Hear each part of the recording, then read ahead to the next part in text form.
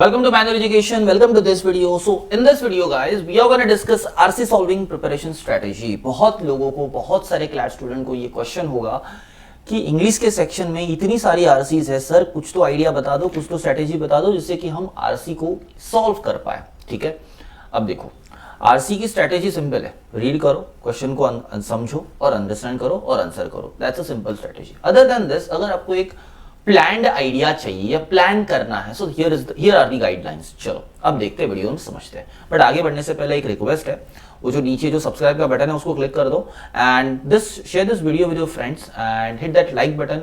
अगर आपको सीखने मिलता है वो लास्ट में कर देना, अभी नहीं करना है, जल्दी कुछ नहीं है, बाद में कर देना. ठीक है, चलो अभी समझते हैं. यहाँ पे पहली बात तो यहाँ पे कुछ चीजें हैं जो आपको बहुत ज्यादा इंपॉर्टेंट है, उनको आपको फॉलो करना पड़ेगा. कुछ रूल्स है जो फॉलो करने पड़ेंगे. पहली चीज, आप जो एग्जाम देने जा रहे हो, टेक इट लाइक है ना अपोनेंट. अगर अपोनेंट है तो उसको पहले तो समझना पड़ता है अपोनेंट है कौन. मतलब आप जाके पहले अपने पीवाईक्यूज को देखो, पीवाईक्यूज के क्वेश्चंस को समझो, पीवाईक्यूज में जो आरसीज है उनको रीड करो, उनको समझो, उनकी लैंग्वेज को समझो, टर्मिनोलॉजीज को समझो, जिससे कि आप जो है लैंग्वेज फ्रेंडली हो जाओगे, एग्जाम फ्रेंडली हो जाओगे, आपकी एग्जाम्स के लिए क्लैट फ्रेंडली हो जाओगे इन शॉर्ट. ठीक है, फिर वो होने के बाद आपका काम है कि वो जो आपने समझा है उसको थोड़ा सा रीड करना, उससे थोड़ा सा नोन हो जाना. ठीक है, क्योंकि मैं अगर आज बोलूं कि आपने बहुत सारा प्रिपरेशन कर लिया, सारे नोट्स ले लिए, सारी प्रिपरेशन हो गई, देन मैंने आपको बोला अभी क्लैट में जाके एग्जाम दे दो, गाइस नहीं होगा. क्यों? क्योंकि एग्जाम की जो लैंग्वेज है वो जनरल लैंग्वेज से अलग होती है. आपको उस लैंग्वेज से फ्रेंडली होना है, तो उस लैंग्वेज से फ्रेंडली होने के लिए आपको उन पेपर्स को रीड करना पड़ेगा, पीवाईक्यूज को रीड करना पड़ेगा. और बहुत अच्छी बात यह है कि क्लैट के पीवाईक्यूज तो वैसे भी अवेलेबल हो जाते हैं. अगर आप फाइंड आउट करोगे, गूगल पे सर्च करोगे, ऐसे ही मिल जाएंगे. तो वो भी है. वो नहीं मिलते तो क्लैट की एनालिसिस वीडियो पड़ी हुई है मैन्युअल एजुकेशन की वेबसाइट पर, यूट्यूब पर, आप वहां पे देख लो. तो वहां पे जाओगे, वहां पे भी देखने मिलेगा. राइट, देन अगर ये हो जाता है तो आपका काम है आपकी रीडिंग हैबिट पे ध्यान देना. अब यहां पे रीडिंग हैबिट का मतलब मेरा ये है कि आप कितने टाइम में वो रीड कर रहे हो, कैसे रीड कर रहे हो, कितना एक्यूरेट आप मीनिंग निकाल पा रहे हो, प्रिसीजन कितना है, कितना इफिशिएंटली बड़े बड़े पैसेज को आप जल्दी रीड कर पाते हो, कैसे समझ पाते हो. देखो सिर्फ रीड करना, स्पीडली रीड करना ये इंपॉर्टेंट नहीं है.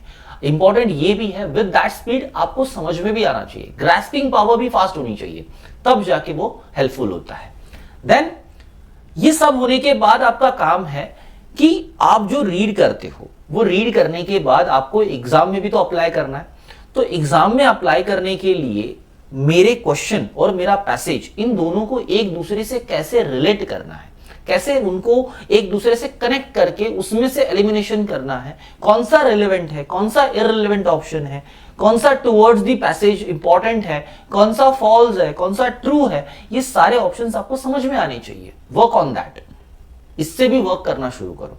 अगर ऐसे वर्क करना शुरू करोगे, ऑटोमेटिकली आपका जो क्लैट का प्रिपरेशन है, मैं तो यहां पे सिर्फ आरसी की बात कर रहा हूं, लेकिन जनरल टर्म में पूरा क्लैट का प्रिपरेशन आपका हो जाएगा, इसी में हो जाएगा.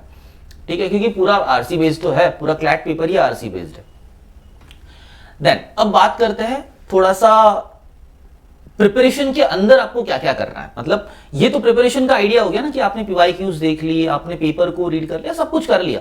बट देन आफ्टर दैट उसमें भी कुछ कंटेंट होगा जो इलैबोरेटिवली आपको करना होगा. That's what it is. अब देखो आपने जो पीवाईक्यूज देख लिए, सब कुछ तो कर लिया, बट देन इतने से तो रीडिंग हैबिट खत्म नहीं होती. मतलब इतना ही करके रीडिंग स्टॉप नहीं कर सकते ना, रीडिंग तो कंटिन्यू रखनी पड़ेगी. तो कहां से रीड करोगे? द हिंदू है, इंडियन एक्सप्रेस है, इकोनॉमिक टाइम्स है, इनको रीड करो क्लैट वाले के लिए. अब इसमें और एक चीज बताना चाहूंगा, कुछ ऐसे नॉन फिक्शनल बुक्स भी है जो कि लीगल टर्म्स के रिगार्डिंग बातें करते हैं या लीगल लैंग्वेज पे बातें करते हैं. मैं यहां पे इंग्लिश के आरसी की ही बात कर रहा हूं, लीगल सेक्शन की बात नहीं कर रहा हूं. मैं इसीलिए लीगल पॉइंट्स की बात कर रहा हूं क्योंकि आपके जो पैसेज होंगे वो टुवर्ड्स द लीगल ज्यादा फेवरेबल होंगे और वहीं आपको ज्यादा मिलेंगे. तो आप उसके ऊपर थोड़ा सा ज्यादा फोकस रखो, जिसकी वजह से आपको हेल्प होगा. मैंने इकोनॉमिक टाइम्स इसीलिए आपको रेकमेंड किया हुआ है और इंडियन एक्सप्रेस भी इसीलिए रेकमेंड किया हुआ है कि यहाँ पे ज्यादा टर्मिनोलॉजीज जो होती है वो मोस्टली आपको उसके रिगार्डिंग मिल जाएगी. अदर देन दैट अगर कहीं पे कुछ मटेरियल आपको मिलता है जो कि relevant to the CLAT exam है, you can read it. Reading habit generate करने के लिए वो भी इंपॉर्टेंट है. ठीक है, और अगर रीडिंग हैबिट जनरेट नहीं हो पा रही, आपको नहीं समझ में आ रहा है रीडिंग हैबिट कैसे जनरेट करनी है, so you can watch the video जो मैनुअल के डैशबोर्ड पे भी है. तो एडमिशन ले लोगे तो वहां पे डैशबोर्ड पे एक्सेस मिल जाएगा, वहां पे भी देख लो how to read and all that things, वो डैशबोर्ड पे अवेलेबल है and you can watch that video. Now इसके बाद आपने एक बार रीडिंग हैबिट कर ली, आपने सब रीडिंग कर रहे हो, अब ये सब कर रहे हो ना, अब ये करने के बाद आपको आंसर भी तो करना होगा, मतलब सिर्फ रीडिंग करने से कुछ नहीं होगा, प्रैक्टिस भी तो करनी होगी। तो क्वेश्चन पेपर जो आपने पीवाईक्यूज में जो रीड किया है, जो आपने ऑप्शंस को समझा है, क्वेश्चन को समझा है, उनके बिटवीन रिलेशन बनाना सीखो, उनमें आंसर करना सीखो, उनको आंसर करने की कोशिश करो। ये मैटर नहीं करता कि आपके इंस्टीट्यूशन ने ये सिखाना शुरू किया है कि नहीं किया है, मैटर ये करता है आपने सीखना शुरू किया है कि नहीं किया है।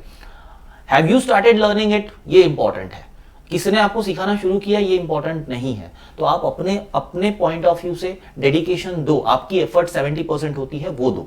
नेक्स्ट, आफ्टर प्रैक्टिसिंग इट, अब आपने पीवाईक्यूज प्रैक्टिस कर ली, पीवाईक्यूज प्रैक्टिस करने के बाद आपका काम ये बनता है कि वो फ्लो मेंटेन रहना चाहिए, आप वार्म्ड अप होने चाहिए, वार्म्ड अप रहने चाहिए टिल दी एग्जाम। ठीक है, आपने आज कर लिया, 10 दिन ब्रेक ले लिया, फिर करोगे तो मजा नहीं आएगा। वो मजे की बात छोड़ो, वो कंसिस्टेंसी मेंटेन नहीं होगी तो एग्जाम क्रैक नहीं हो पाएगा। तो ये करने के लिए आपको रीडिंग कॉम्प्रिहेंशन के क्वेश्चंस को और भी सॉल्व करना होगा। कहां से सॉल्व करोगे? मॉक टेस्ट अवेलेबल है, मॉक टेस्ट से करो। मॉक टेस्ट भी रिलेवेंट होनी चाहिए towards the exam, important and relevant mock test ही दो। आई विल रेकमेंड यू कि ऐसी मॉक टेस्ट ही दो जो टुवर्ड्स द एग्जाम रेकमेंडेड है, रिलेवेंसी रखती है, लैंग्वेज रिलेवेंसी रखती है। सिर्फ मॉक टेस्ट के लिए, नाम के लिए मॉक टेस्ट दोगे कोई मतलब नहीं है। कोई अगर ऐसी कोई मॉक टेस्ट है जो कि 10th की एग्जाम की उठा के आपको दे रहा है और आप वो सॉल्व कर रहे हो, मैटर नहीं करता, वो वर्क ही नहीं करेगा क्योंकि वो लैंग्वेज ही नहीं है। आपकी क्लैट के एग्जाम में वो लैंग्वेज ही नहीं है। How would you use that? वो यूज मत करो, गलत होगा। देन आप एक बार मॉक टेस्ट अटेम्प्ट करना शुरू करते हो, प्रैक्टिस करना शुरू करते हो, तो वहां पर आपको एक डिफिकल्टी आती है, आपको डिफरेंट टाइप ऑफ वर्ड्स मिलते हैं, वो आपको समझ में नहीं आते। आप क्या करते हो? गूगल पे जाओगे, सर्च करोगे, याद तो कर लोगे लेकिन 5 दिन के लिए याद रहेगा, फिर अगले हो गए, भूल गए, अब वो याद नहीं रहेगा। तो बेटर है कि जब भी आपको कोई चीज समझ में नहीं आती तो वो वर्ड को नोट डाउन करना, गूगल पे से सर्च करो, मीनिंग नोट डाउन करो, उसके सिनोनिम नोट डाउन करो, उसके एंटोनिम्स नोट डाउन करो, उसके रिगार्डिंग जो भी मटेरियल है हो सके उतना नोट डाउन कर लो। ये आपका लास्ट मिनट रिवीजन हो जाएगा। ठीक है, तो ये रिवीजन मटेरियल बन जाएगा। एट दी लास्ट मोमेंट अगर आपको कोई गो थ्रू करना है, कुछ चीजों को देखना है, सो वो बुक ले लो ना, वो नोटबुक ले लो, उसको गो थ्रू कर लो, कुछ नए वर्ड्स रीडिंग किए हुए, कुछ रिवीजन करोगे तो वो चीजें अगर एग्जाम में मिलती है, इट विल हेल्प, क्योंकि वो डिफिकल्ट वर्ड आपको फिर से मिलने ही है कहीं ना कहीं, क्योंकि वो हर जगह यूज होंगे और वो आएंगे। आफ्टर दिस इंपॉर्टेंट है, अब यहां पे आपने इतना सब कुछ करने के बाद आपके सॉल्विंग पार्ट में, मतलब आप जब प्रिपरेशन कर रहे हो, क्वेश्चंस को सॉल्व कर रहे हो, प्रैक्टिस कर रहे हो, मॉक प्रैक्टिस कर रहे हो, ये सब करते वक्त आप मिस्टेक्स भी तो करोगे।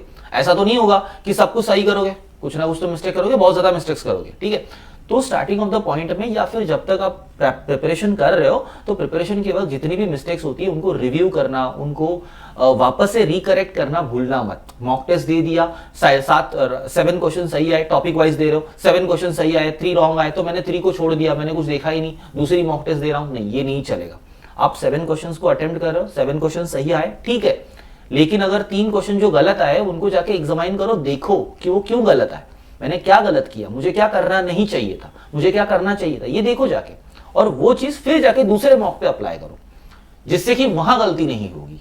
फिर वहां पे थोड़ा रिडक्शन हो जाएगा, मिस्टेक्स में रिडक्शन हो जाएगा, फिर वहां पे भी वही चीज अप्लाई करना। और ऐसे कर करके आपको इंप्रूवमेंट करनी है, review, revise and improve, review, revise and improve, यही होता है। या फिर आप ये बोल दो, रिव्यू, रिकरेक्ट एंड इंप्रूव। ये चीज आपको हेल्प करेगी एग्जाम में, कि आप एग्जाम में वही गलतियों को वापस नहीं दोहराओगे, क्योंकि ये सबसे बड़ी मिस्टेक है कि गलती को हम वापस करते हैं। एक गलती को वापस करना सबसे बड़ी गलती है, वो मत करना। ये तो हो गया आपका प्रिपरेशन का टेक्निक, या बोल दूं एक गाइडलाइन। मैं ये नहीं बोल रहा हूं कि एक्सक्लूसिव गाइडलाइन है, इसको ही फॉलो करो, ऐसा नहीं है। आप अपने अकॉर्डिंग इस गाइडलाइन को अपने अकॉर्डिंग मोल्ड अप कर सकते हो, आपके टाइम के अकॉर्डिंग मोल्ड अप कर लो, उसके अकॉर्डिंग सॉल्व कर लो, कोई प्रॉब्लम नहीं, चलेगा। बट ये गाइडलाइन फॉलो करो तो आपको हेल्प जरूर होगा, 100% होगा। Now it comes a time कि आपने सारी प्रिपरेशन लगा ली, सारी स्ट्रैटेजी लगा ली, सब कुछ लगा दिया, लेकिन ये एक स्ट्रक्चर्ड वे में नहीं है। जैसे कि मैंने अभी बोला ना, एक स्ट्रक्चर्ड वे होना चाहिए, अपने अकॉर्डिंग उसको मोल्ड अप करना है। तो अपने अकॉर्डिंग मोल्ड अप करने के लिए भी कुछ चीजें इंपॉर्टेंट होती है, जैसे कि आप अपनी एग्जाम की पैटर्न को समझो, अपने सेक्शन के पैटर्न को समझो। आप सेक्शनल प्रिपरेशन कर रहे हो, आप अगर पूरी एग्जाम की प्रिपरेशन कर रहे हो तो उसकी पैटर्न को समझो।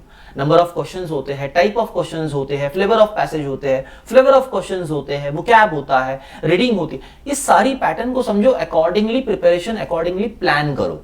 देन प्लानिंग की बात होती है तो वहां पे आपका एक टाइम मैनेजमेंट होना चाहिए, स्टडी प्लान होना चाहिए, छोटे छोटे टास्क में उनको डिवाइड करो।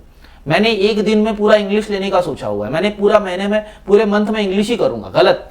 पूरे मंथ में आरसी ही करूंगा, गलत। ऐसा नहीं किया जाता। प्रोपोर्शनेटली स्टडी करो, प्रोपोर्शनेटली प्लान करो, टास्क वाइज प्लान करो, तब वो प्लान सही होगा। देन प्रैक्टिस करते रहना है, रेगुलर रहना है, मतलब कंसिस्टेंसी मेंटेन करनी है। मैंने स्टडी प्लान बनाया 5 डेज का और मैं स्टडी एक्चुअल में एग्जीक्यूशन कर रहा हूं 2 डेज का, 3 डेज तो मेरे वेस्ट हो रहे, तो मतलब क्या है? मतलब आप स्टडी प्लान करके भी कुछ नहीं कर रहे हो। तो सिंपल है, वो कंसिस्टेंसी मेंटेन करना। आपको कितना भी बोर फील हो, कितना भी आपको हेक्टिक फील हो, नहीं करना है, छोड़ना नहीं है, उसको स्टिक ऑफ रहना है। थक जाओगे 5 मिनट के लिए ब्रेक ले लो, लेकिन फिर से वहीं पे आ जाओ, स्टिक ऑफ हो जाओ। That's how works it. तो ये वर्क करना जरूरी है। इसी के साथ अगर ये सब कुछ करते हो तो ऑटोमेटिकली आपका टाइम मैनेजमेंट होते रहेगा and it will improve your time management skill. और ये जैसे ही टाइम मैनेजमेंट स्किल आपका प्रिपरेशन में इंप्रूव होगा, you will be focused on what, कि आप एग्जाम में क्वेश्चन को सॉल्व करते वक्त कैसे टाइम मैनेजमेंट करोगे, ईच क्वेश्चन आप कैसे क्वेश्चन को सॉल्व करोगे, उसके ऊपर भी ध्यान देना जरूरी है। Moving ahead towards the revision part and mock part. देखो, आपने सब कुछ कर लिया, अब आप परफेक्ट हो, लेकिन परफेक्ट होने के बाद आप कॉन्फिडेंट नहीं हो सकते, आप वो कॉन्फिडेंट नहीं हो सकते मैं परफेक्ट हूं मतलब एग्जामिनर मुझे भी फेल नहीं करेगा। नहीं, ऐसा नहीं होगा। आपको अपनी प्रैक्टिस जो है वो कंटिन्यू रखनी पड़ेगी टिल द एग्जाम, जब तक आप एग्जाम में पेपर देकर बाहर आके ये नहीं बोल पाते कि सर मुझे 99 परसेंटाइल है, सर मुझे इतने मार्क्स तो मिलने ही है, सर मेरी कट ऑफ तो क्रैक होनी है। जब तक ये नहीं होता ना, तब तक आपकी मॉक प्रैक्टिस शुरू रहनी चाहिए, आपका रिवीजन चलते रहना चाहिए। तब जाके आप जो है कोई भी सेक्शन, क्लैट का कोई भी सेक्शन क्रैक कर सकते हो। And specifically talking about this video, आप आरसी का सेक्शन क्रैक कर सकते हो according to the plan and according to the plan of action. So this is all about concise dedication, concise consistency and practice. It is all about this video.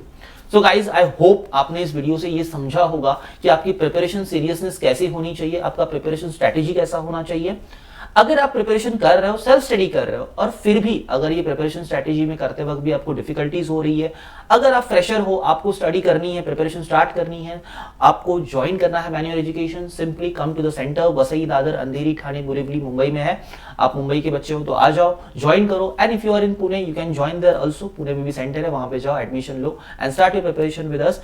And upcoming centres है Nashik, Nagpur, Sambhajinagar and Aurangabad. And if you are a pan based, मतलब आप pan India में हो, online classes join करना चाहते हो, simply connect us on 8828581454 and start your preparation with us. So guys, अगर video से कुछ सीखने मिला हो तो hit that like button, share this video with friends and don't forget to subscribe the channel. Thank you for watching the video.